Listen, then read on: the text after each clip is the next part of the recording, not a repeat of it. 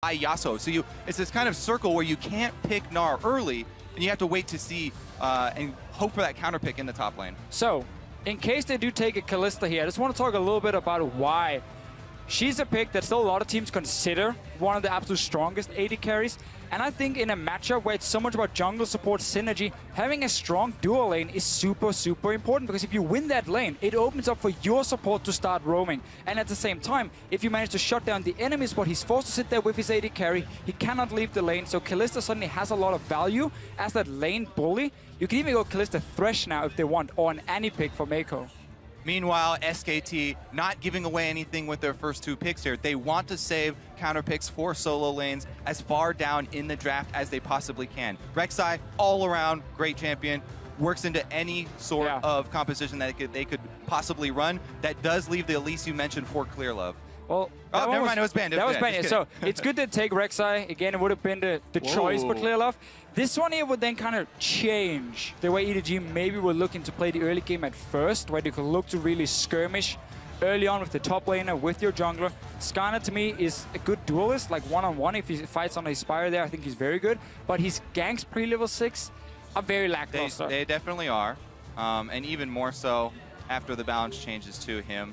I really like this lane, though. I think he's still one of the strongest 2v2 lanes, and he works as well, and also offers that hard engage we know from Mako. He's on point. So already EDG are setting up for, as we talked about just before, strong 2v2 lane that can open up for your support then to start roaming while the other support is stuck on the tower, and you get that map advantage. Plus, having the engage like the Kalista-Annie combo does so much for Darius. The one problem for Darius, you know, he's not a tank, he's not an initiator from the top lane. He needs CC, yeah. Exactly.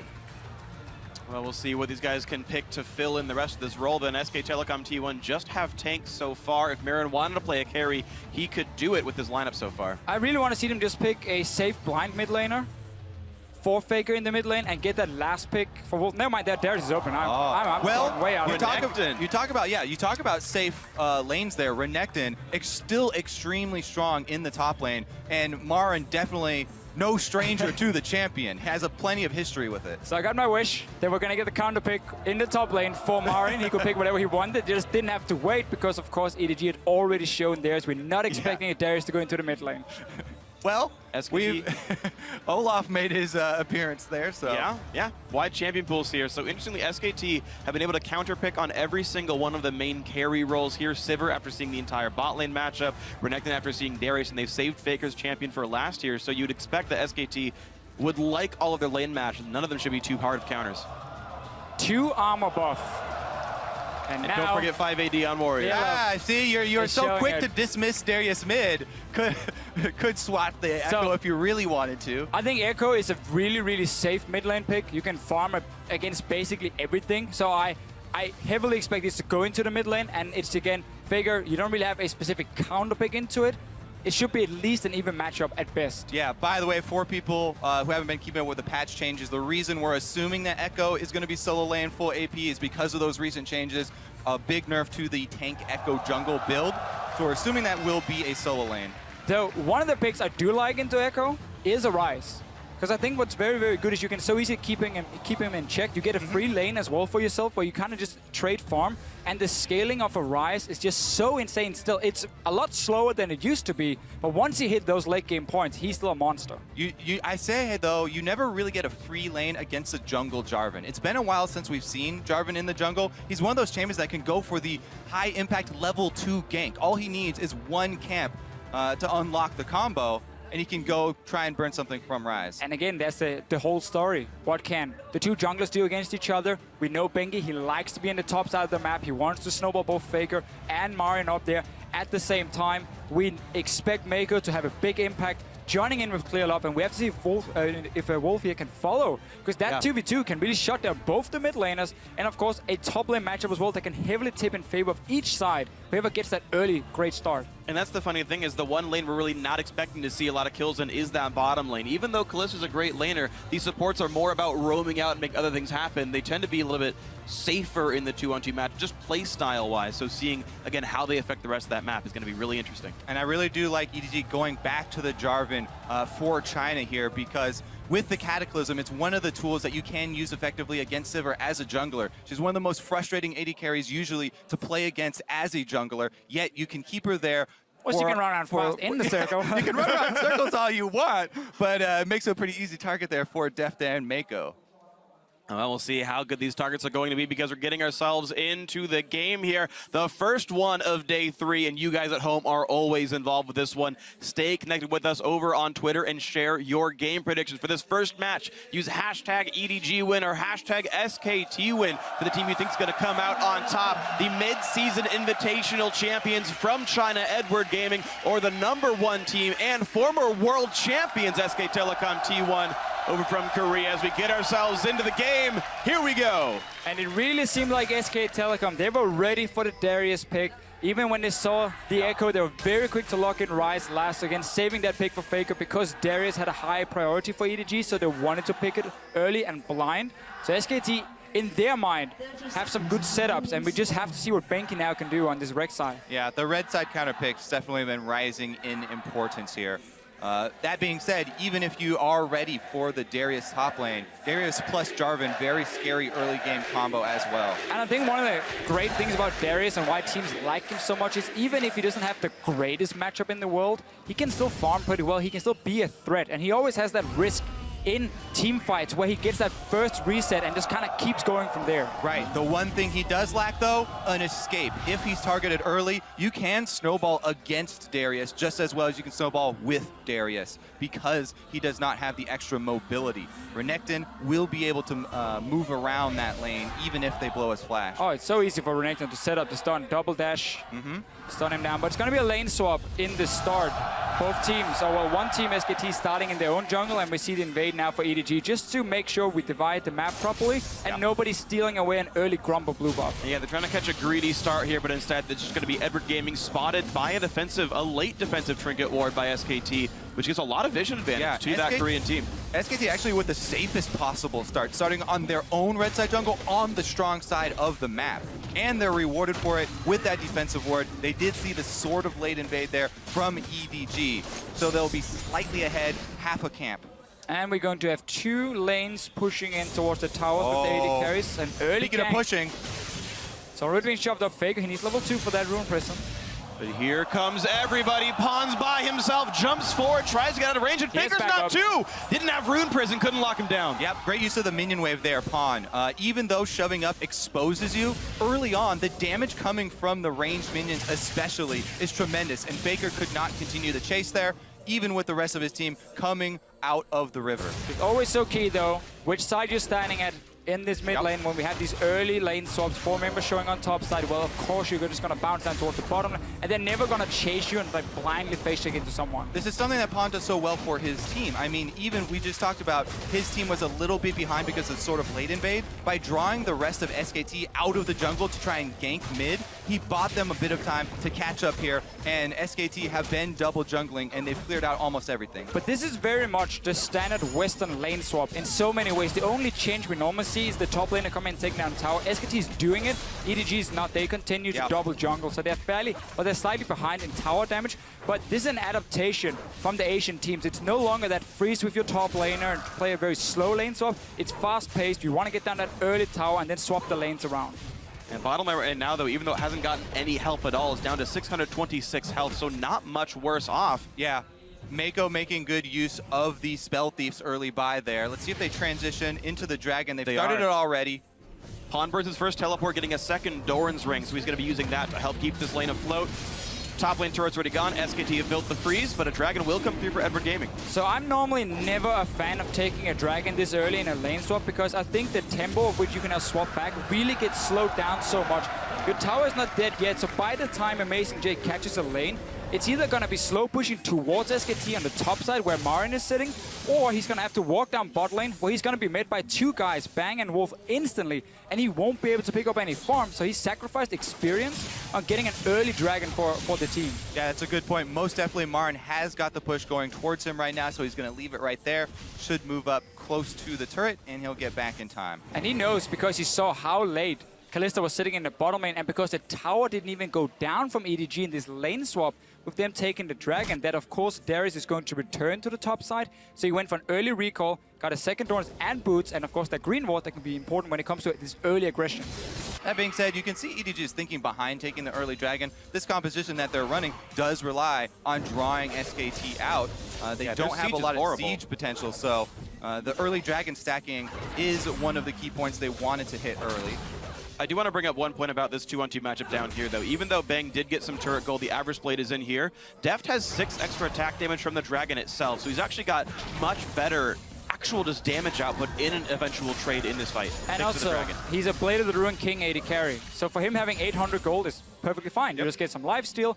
For a BF Sword AD carry, on the other hand, it is really, really annoying. You cannot get a pickaxe, you have to go for average blade, so Bang is really weak at this point, and it's one of the reasons teams prefer Kalista above these Infinity Edge AD carries, because earlier you can be more proactive. You can force place a little bit more with these early items where you don't need the 1550 gold before you go back. Because SKT or EDG actually didn't take that turret in the bottom side though, there is the turret there for SKT to rely on, and Bang and Wolf have been controlling this wave, keeping Deft and Mako under the turret for a decently long time, and they've got a lot of wards in the red side jungle of EDG. We need to see Bengi though pay a visit to this top lane. Darius, he has his flash ready, but at least blow that one, because the lane is such a tricky spot for him. If you notice up here, there's no tower behind him. There's no real way of escaping a double dash stun from Marin. It's a very easy gank, and you just, of course, gotta look for that counter gank from the Jarvan. Yeah, and you just have to be very tricky with your gank path as Rek'Sai. Rek'Sai is so flexible. She can tunnel over the back of the Baron Pit, try and walk around the Scuttle Crab, sneak on through it, and squeeze through there to work your way around the wards. Bengi here is going to go straight through the jungle. That's the pink. Oh, barely. Very important though, you can see how EDG has been focusing vision on the top side. Rift Scuttler, a pink ward in the river to try and protect Amazing J. It's an easy target. It's very obvious for them what's going to happen. So 3 ways of basically spotting Bengi. Works out for them for now. And yeah, Bengi has to go back into his jungle. All right, he got 1 deep board though. He'll track when Pond goes for his own blue buff about a minute and a half from now. Meanwhile, though, it didn't, I believe, track Clearlight was already down to the bot side. Wolf gonna face check and be okay with this one. Looks like no turret dive will happen. This turret was already very low. Bang was already gone. Eventually, the turret is picked up, and Edward Gaming, in the grand scheme of things, equalizes turrets and still has first dragon.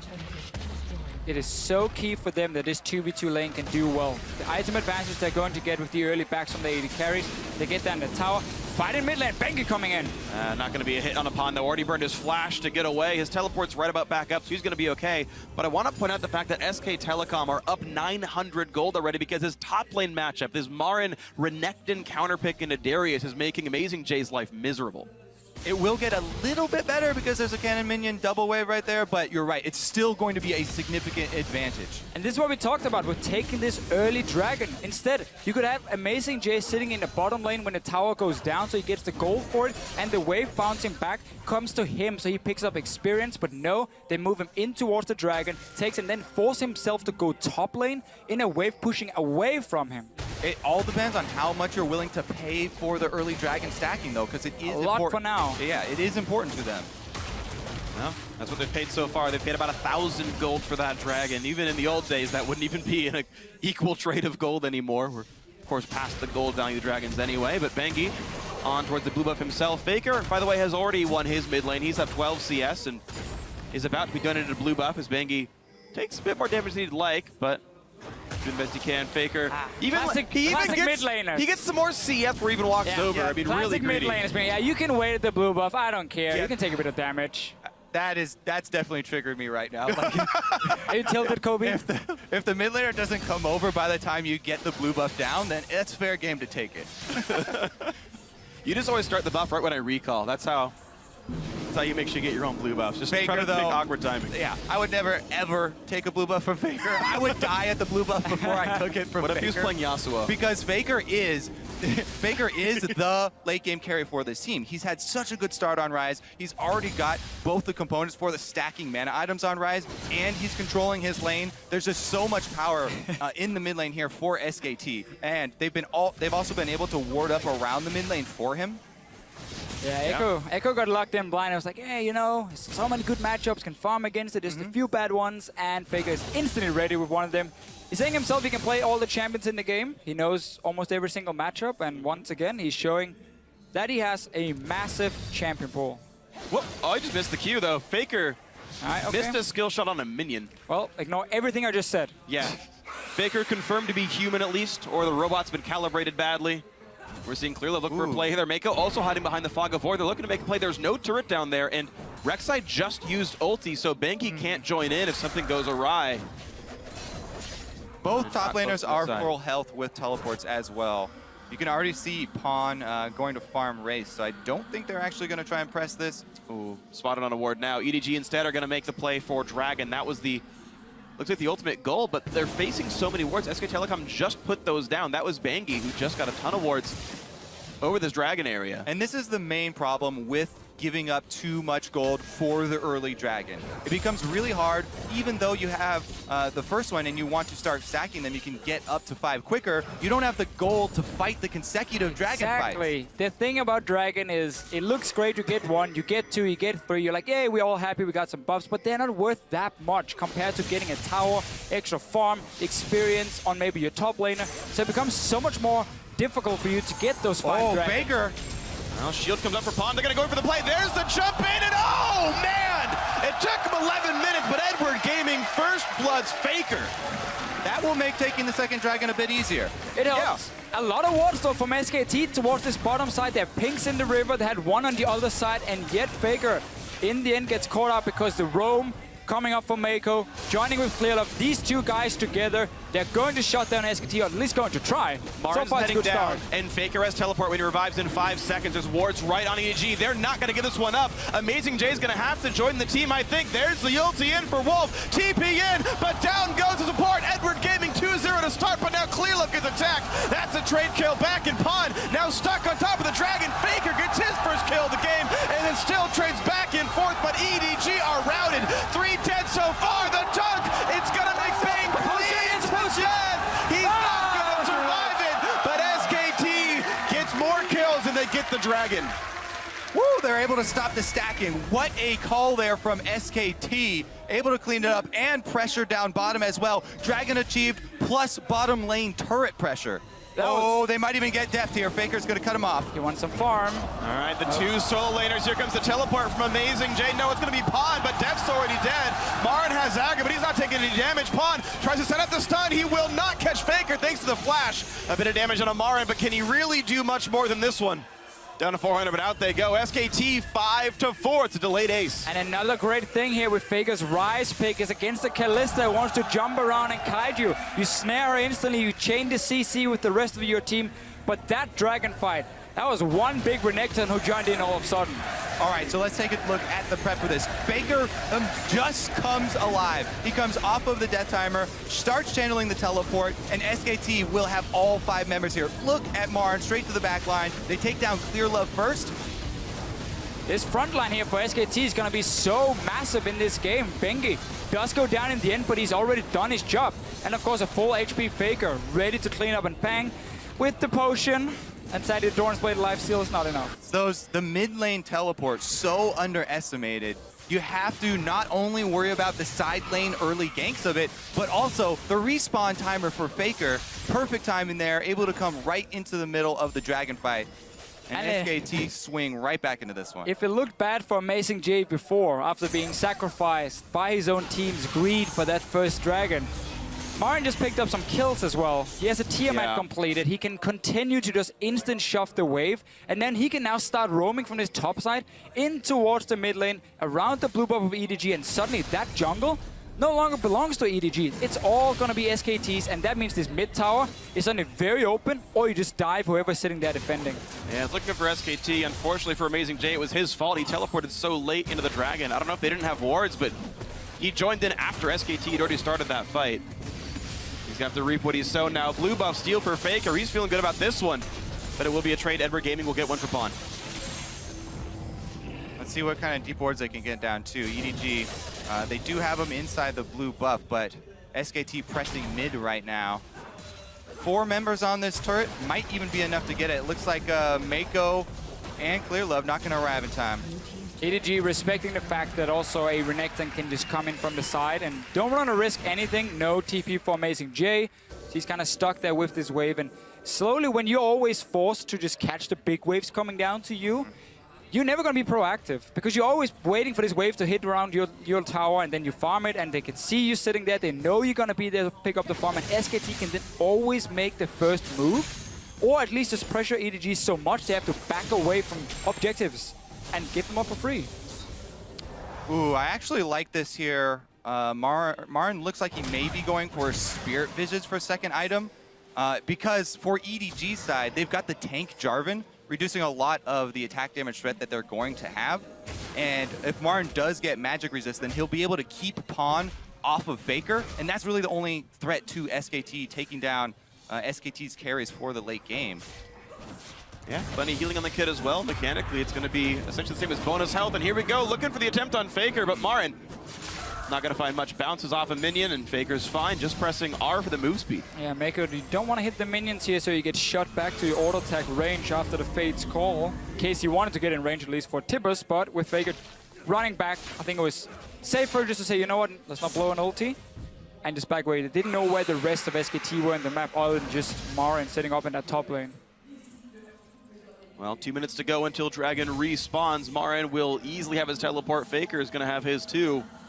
Double teleport, of course, for both these teams right now. It's been SK Telecom done a better job at using them. And for EDG right now, they really want to use this Echo here to try and move him to one of the side lanes, let him become a bit of a split pushing threat if he can, maybe find Bang and jump onto him. The problem is he's also the main wave clear for this lineup, so if he leaves the mid lane, it's so easy for Faker just to push it down instantly. It's easy for Marin to push down the top lane, and again, the top side of the map just belongs to SK Telecom. Uh-oh. So much damage. Yeah, Marin trying to chunk him down. He's got a lot of damage this one. A couple more spells will do it. There's the hit, and wow, the solo kill. Marin chasing down Amazing J in the top lane. And Amazing J was the question mark for us. You know, the team didn't do him any favors with that early start you kept mentioning, Deficio, with the lane swap, but getting caught out there, overextending versus Marin, and Marin's just going to take him down easily. Getting turret pressure now as well. Of course, Tiamat Double Doors Blade is not exactly a low amount of attack damage, so 172 on him, knocking this down quickly. Yeah, we mentioned so many times, these teams that do not take the wave clear have to be a lot more careful with getting behind in the early game, because if you are behind, then you give up a lot of the tower gold very quickly. And that tower gold's basically 3-1 here. SK Telecom have already knocked down all of the outers. Dragons up in 30 seconds, and SKT are not far away from getting number 2. And right now, Marin is sitting on 1,500 gold. He should be able to go back, spend it before the Dragon fight. He's massive already. This Darius suddenly is just more or less going to be assisting his team by pulling in someone, try and line it up for Echo and for Kalista to take them down. But that damage against the front line of a very fed Marin, and then also Bengu with the Cinderhulk, that can stay alive for a while. Add in a Braum, by the way, against the Kalista to block so much of her damage. Yeah, EDG are very worried at this point. They wanted this comp to get ahead, to keep the Dragon stacking, to keep the neutral zone control. Because they do have problems when you get to the scaling here. The Rise and the crit-based AD carry versus the squad that EDG have to be a little bit worried. EDG wanted too much. They wanted the Dragon stacks, they wanted the early game, and that's not going to happen. And Bang was even allowed to play greedy. He bought Avarice Blade first items, been stacking it still throughout the entire game. It's given him 550 gold so far in that one. So just a lot being stacked up here. Faker, both mana items are basically done here. Tier's got to be close to fully stacked. Seraph's Embrace likely to be the next combine there from that needlessly large rod. And with Dragon up, SKT already leading by almost 5,000 gold, and Edward Gaming going to try to defend, but that seems unlikely. Yeah, you can even wait for Marin just to poke Amazing J a bit more. We see it, he constantly goes in. He can just sustain back with his Hydra, and suddenly now, if a fight breaks out, it's a 50% HP Amazing J coming in with just a Black Cleaver. That's 1 or 2 hits and he's down. Yep, Marin with his original top lane bully, Renekton, bringing back the old flavor. We wondered if the teams were going to show anything. SKT on the red side here really showed some very, very smart picks, and maybe EDG getting punished for showing Darius so early in the draft, really putting a lot of priority for Amazing J on it. He's played it every single game here at Worlds, but it allowed SKT to suddenly not have to blind pick a safe mid laner, but get a counter pick for Faker and a counter pick for Marin. It all worked well. Every single person been able to do just fine from SK Telecom T1. Whoa. This is actually a risky invade here because Bengi doesn't quite have Faker close enough. Yeah. It was just looking to bluff him off of that red buff. Yeah. All is well, all is well. Def gets the red buff himself. He's got Blade of the Ruin King done already. Level 11, but no Hurricane in, so that second item really quite important for Kalista in the real team fights here. SKT, of course, already got the Dragon pretty easily, so it's back to doing whatever they want. Yeah. I am going to keep my eye on EDG's use of True Sight, though, because they have been one of the best teams as far as pink ward droppage and upgrading their sweepers fairly early. They really do need to start clearing out some of these SKT wards that have crept into their jungle. They've got defensive wards up, but the True Sight is going to be key if they want to try and make a comeback. Yeah, simply just been pushed so far back on the map. Ever since the early game where Marin got that big lead, they got a kill on Faker in the middle, and that's been about it when it comes to the aggressive plays from EDG, because there's not been any openings, and they constantly have to worry about Marin, and he's not getting to the point where he's going to get outscaled or anything. I mean, Renekton's late game is not the greatest, but he just becomes a massive tank then. Yeah, it's interesting, though. He went for such an aggressive build. He was building to continue the split push power, right? Go in and finish the Ravenous Hydra instead of going back for an armor item or getting some more durability. He's trying to push Amazing J out of the lane. Now he builds a Giant's Belt, but really trying to knock that side of the map down. Speaking of Faker on this rise, who had such a good early start, besides that one death, he is almost done stacking his tier. Only 100 mana left on that, and only 2 stacks left on the Rod of Ages. So his damage is through the roof. In the next 2 minutes, it's going to be there. And I like this move here from SK Telecom. Take the split, push it down to the there it is. Flash on Def with the Rune Prison. Oh, the Q lands, and that's going to be the kill. Ult not needed. Faker picks up the 7th kill of the game for SK Telecom T1, and just like that, they run towards Baron. And Wolf going to make it count there. If it wasn't for Braum jumping in and landing that Winter's Bite, they wouldn't have been able to finish it. Baiting it. Baron bait. Hiding around the corner. Look how he's throwing spells in there, so they think he's doing it. Well, also he's trying to charge up. The passive. It both works. We like it. We take it. No ulti, does have flash, wasn't able to use it to stop anyone out there. Unfortunately, burned the cooldown during the kill onto Deft, and SK Telecom T1, by going for the bait, get nothing off of that kill. He's going to respawn and all will be well. A small raptor right there. Okay, that's valuable in some kind. But what is EDG going to do, really? Because once they send down someone to stop Marin on the bottom side, he's just going to go straight into your face and poke you down to 50% again. And then SKT can even start baiting around Baron, and then have the advantage of a stronger top laner coming in. That's why we keep highlighting how snowbally these 4 teleport games are, because the team that gets the advantage is the one who can utilize that cross-map play. The team that's behind, even if you answer it, you're outmanned and you're outgunned because there's too much gold on SKT's side. Well, everyone except for the top lane is at least keeping close in farm, but the problem is SK Telecom up 2 turrets, up the Dragon, and up about 83 CS, and the Marin versus Amazing J matchup are getting farther and farther and farther ahead. Han has yet to find any meaningful stunts with the W, but here comes the teleport flank coming in. It's going to be a home guard of Renekton. They cancel the call. Faker didn't want to use his teleport as well, apparently. So they are going to let them retreat to the turret. So that does buy a little bit of time now for EDG, because it is Marin that is so insanely strong. He's the guy you want to have on the bottom side of the map split pushing, where even if he does get ganked by 2 or 3 guys, he can often escape with double dash, and you can then go for Baron. But EDG still needs to understand that this can happen, but they're so far back on the map. So, you know what, EDG, they said to themselves, guys, we get a small break here, teleport is down, and SKT's like, well, no, we're just going to take Baron. Marin is running interference here, keeping everybody from even getting close to the Baron, and SKT easily going to burn that down. Perfectly done. They kept vision control for the last minute and a half straight after that previous bait. They let no wards go back in. They stayed on that side of the map, and they knew it was blacked out. Ever Gaming too good to face check. Give it away. And everything we see right here is simply just something that started at like minute 5 of this game, with the decisions that were made early on in the lane swap from EDG. Also, again, with the pick and ban phase where they showed that Darius early, Ryze suddenly became such a fantastic pick. 1 against Echo, 2 against the Kalista as well. And Faker have managed to just do his job. It's been more about, of course, what the Renekton can do, but he was also in that massive advantage. Yeah, Marin's got to be the MVP for this game. He was set up for success by SKT, but man, the captain of the team, he's on Renekton right now with the huge peak in power. adding the Sterix plus the regen from the Hydra here, he's going to be... It poses such a difficult question for the enemy team. If you try and take him down and pour damage into him, he only deals more to you, plus he's going to be life-stealing for a tremendous amount. And if you ignore him, he's so fed right now that he's going to rip you apart either way. So, yeah. Catch-22 there, very difficult to deal with.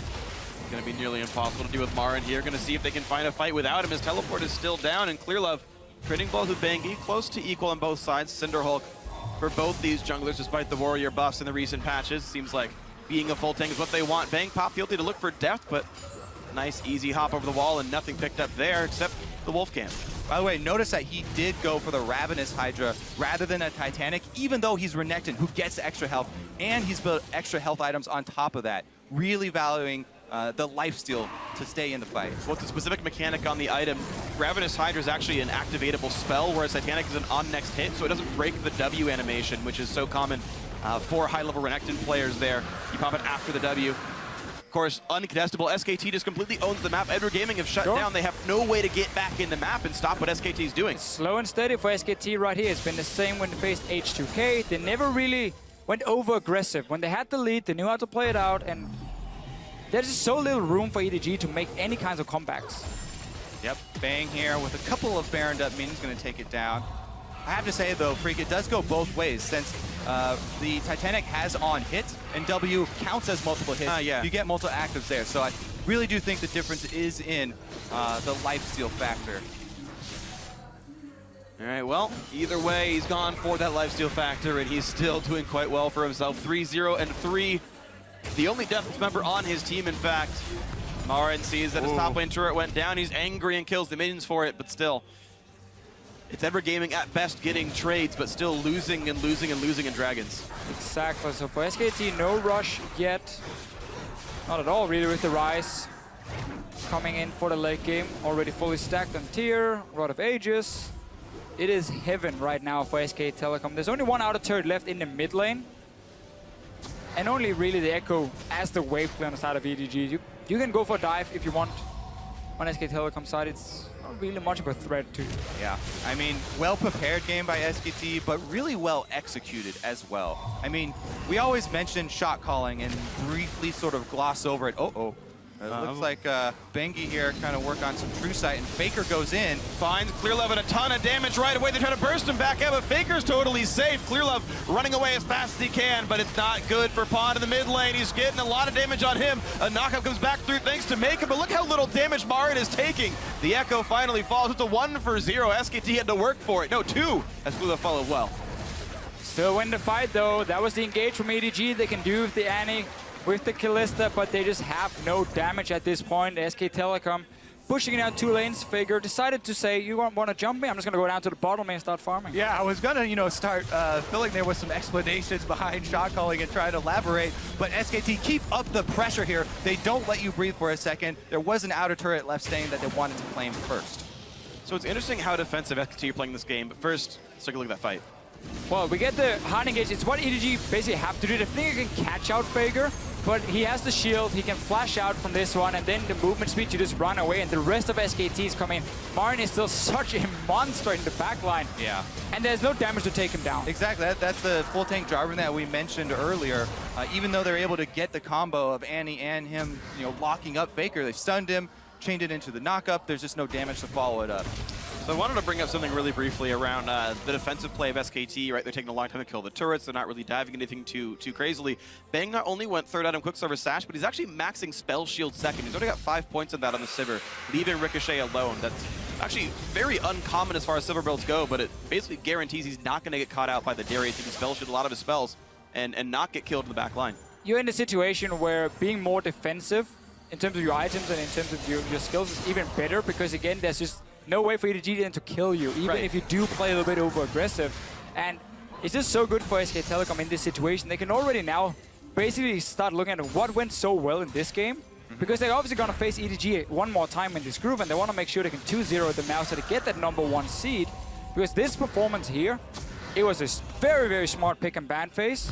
And I think EDG made some clear mistakes. We've highlighted them a few times. We're showing picks early, and then this early dragon is just the wrong call. You can never do it. Yeah, it's that dragon call that we just have to keep revisiting, because that was the breaking point there. They were a little lackadaisical getting down to the Dragon after killing Faker and opening up the option there to keep the chain going. But that's, again, why we praise the good shot calling so often. It's because it's the ability to quickly assess the game state and make a choice based on the probability of success of the play, weighted by the net gain that you'll get from that play. At Season 4 Worlds, Samson White came in as a team. They had, so many different things they put in. They tried to change the meta. It was for the better. They had so many smart calls. One of the things they did so well was value experience over buffs or gold or whatever in lane swaps in the early game. So by taking early Dragon, it might look fancy on paper. Hey, we got some more AD, some AP coming in. But when you're falling behind in experience, it just starts a small effect where suddenly you fall further and further behind. It becomes harder and harder for you to do anything. SK Telecom, of course, knowing that, just executed really, really well, and then use this Renekton to just constantly go aggressive. Yeah, you always have to keep that opportunity cost in mind. That's why a lot of North American teams as well have been deprioritizing rushing for the early Dragons.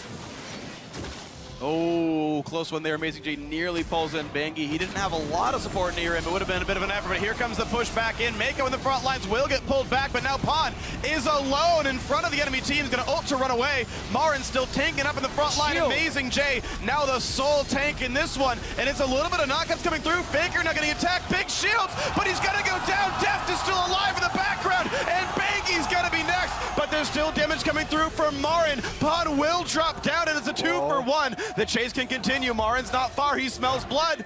Yeah, he's got no flash, though, and chasing a Kalista, very frustrating. There's Doesn't a want minion to wave get coming. guided. EE into Q. Summon he'll use for the movement speed.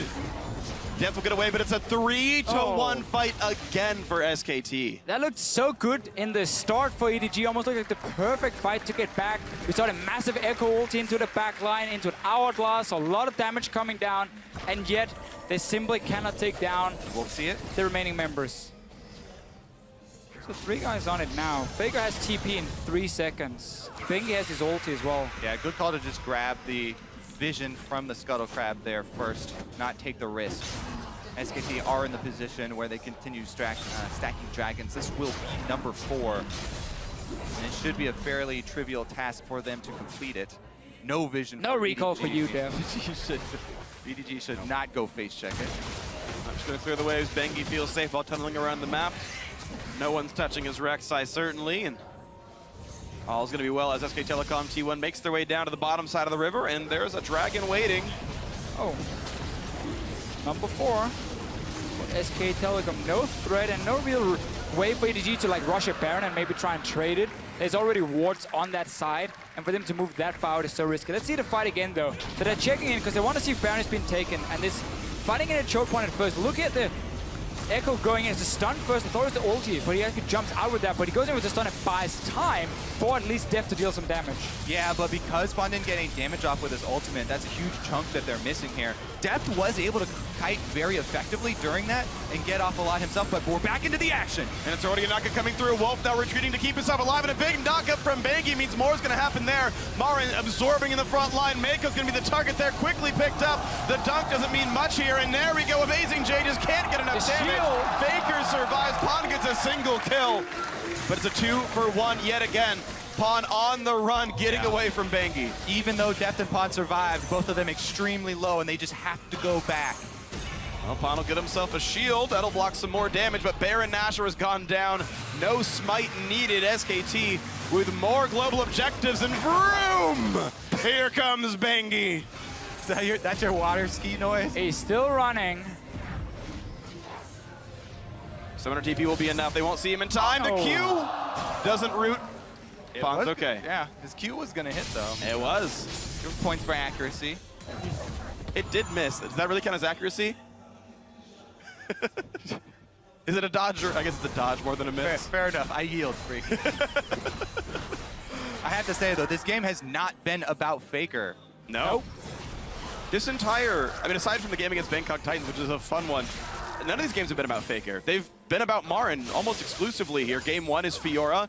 Won them the game against H2K. Game 3 now is Renekton is honestly winning the game against Edward Gaming. And team play, right? Yeah, absolutely. Yeah, exactly. I think it's well executed lane swap from SK Telecom, and then the fact we are in a meta where top lane can get out of control so easily. Just a small advantage is enough to get him rolling.